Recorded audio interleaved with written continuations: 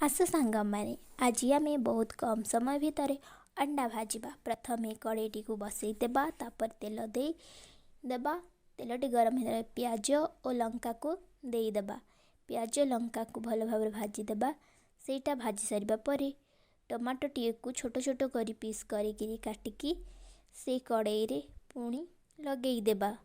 Tomato को भी तेल रे भल भाव भाजी देबा। तापर भाजी सारिबा परे हळदी, लंका गुंड, मीट मसला, लुण आदि को लगेई देबा। तापर पुणी थरे भल भाव तेल रे सबुतिक नहीं घाटी देबा। सीटा घाटी सारे अंडा को फटेकरी अलट पालट करदेबा। भल भाव भाजी देबा सबआडू जमी लाल हो चटपटा वाला पूरा बहुत टेस्टी भी मध्य। एमिति कम समय भितर अंडा में भाजबा। एमिति वीडियो देखा आम चैनल को सब्सक्राइब करंतु, किंतु लाइक करने को जम्मा भी आम चैनल को भूलिए नहीं। Thank you so much.